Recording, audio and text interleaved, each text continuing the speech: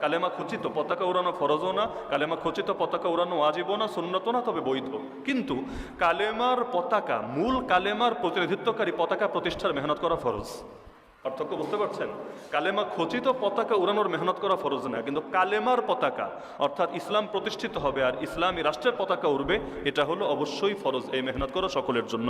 তাহলে এখন বাংলাদেশে যেটা হচ্ছে, বিশ্বকাপে অনেক দেশের পতাকা মানুষ উড়াচ্ছে, ব্রাজিল, আর্জেন্টিনা। অনেকে ভাবছে এটার কাউন্টার দেওয়া দরকার, অর্থাৎ কাফের মুশরিকদের পতাকা উড়ায়ও না, অন্তত ইসলামের আদর্শ বহন করে এরকম কোনো পতাকা উড়াও। এই নিয়তে কেউ যদি কালেমা খচিত পতাকা উড়ায়, এটা দোষের কিছু নাই, কারণ তার নিয়ত এখানে শুদ্ধ।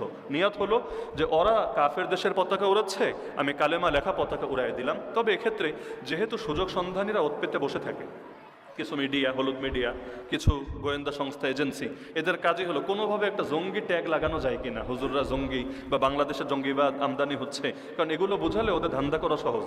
যদি বোঝাতে পারে বাংলাদেশে আইএস ঢুকে গেছে, বাংলাদেশে আল কায়দা ঢুকে গেছে, তাহলে ওরা আমেরিকারে বোঝাবে আমাদেরকে একটু হেল্প করো, আমাদের গদিটারে একটু মজবুত করো, আমরা ওদেরকে শেষ করে দিচ্ছি, কিছু পয়সাপাতি আমাদেরকে দাও আর ক্ষমতা থাকাটা নিশ্চিত করো।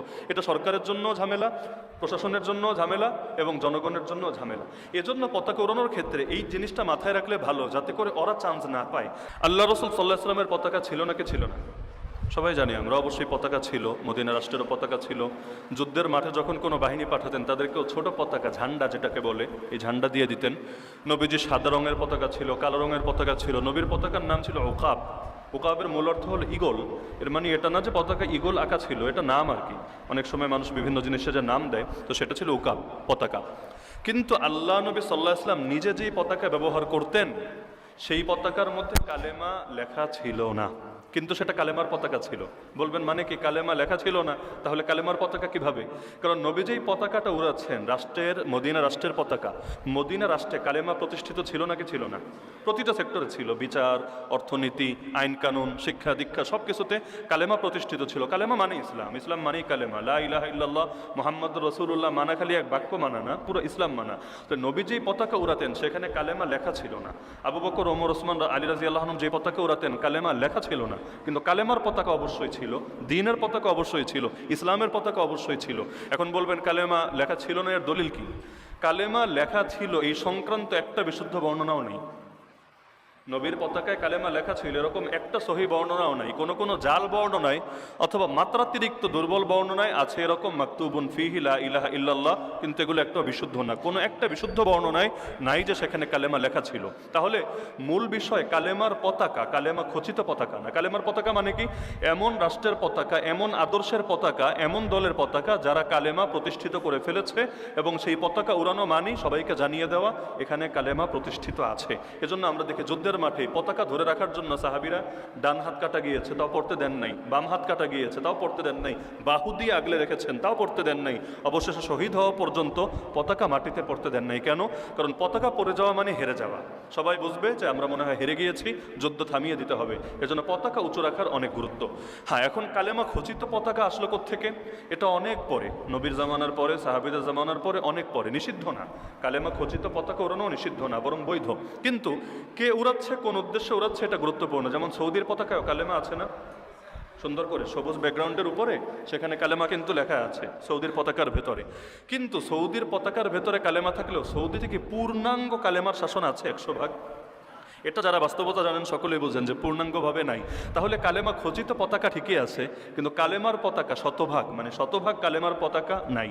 একইভাবে সৌদি যাদের বিরুদ্ধে লড়াই করে প্রতিষ্ঠিত হয়েছে, সেই তুর্কি সালতানাতের বিরুদ্ধে লড়াই করেই তো সৌদি রাষ্ট্র প্রতিষ্ঠিত হয়েছে। তো সেই সময় তুর্কিরা এই সৌদির মধ্যেও যে পতাকা উড়াতো, সেখানেও কালেমা লেখা ছিল। তাহলে এক কালেমা খচিত পতাকা নিয়ে আরেক কালেমা খচিত পতাকার বিরুদ্ধে যুদ্ধ হয়েছে, দিন শেষে একদল টিকেছে আর একদল পতন হয়েছে। তাহলে মূল বিষয় কি দাঁড়াচ্ছে? যে পতাকায় কালেমা লেখা থাকা না থাকার চাইতে গুরুত্বপূর্ণ হলো আদর্শের ভেতরে কালেমা আছে নাকি নাই।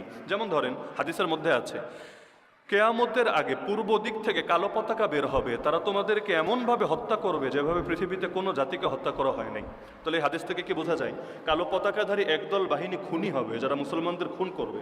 আবার এমন হাদিসও পাবেন তিরমিজিতে, যদিও সনদ দুর্বল, ইমাম মাহদি বের হবেন যেই কাফেলা নিয়ে, তাদের ভেতরেও কালো পতাকা থাকবে। তাহলে রং একই, কিন্তু একদল হবে মুসলমানদের খুনি আর একদল হবে মুসলমানদের নিরাপত্তা দানকারী। তাহলে অর্থ দাঁড়াচ্ছে, বৃক্ষ তোমার নাম কি, ফলে পরিচয়। যেমন মনে করেন এখন সংসদের মধ্যেও কোরআন তেলাওয়াত করে সংসদ অধিবেশন শুরু হচ্ছে, আবার সেখানে ঢোকার সময়ও লা ইলাহা ইল্লাল্লাহ মুহাম্মাদুর রাসূলুল্লাহ লিখে দেওয়া আছে।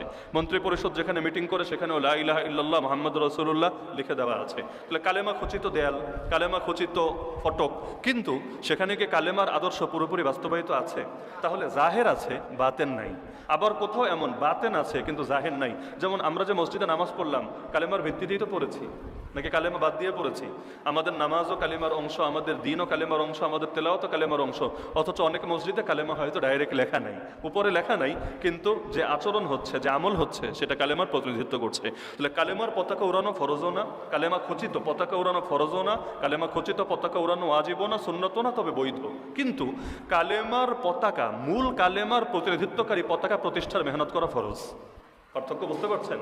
কালেমা খচিত পতাকা উড়ানোর মেহনত করা ফরজ না, কিন্তু কালেমার পতাকা অর্থাৎ ইসলাম প্রতিষ্ঠিত হবে আর ইসলামী রাষ্ট্রের পতাকা উড়বে, এটা হলো অবশ্যই ফরজ। এই মেহনত করো সকলের জন্য।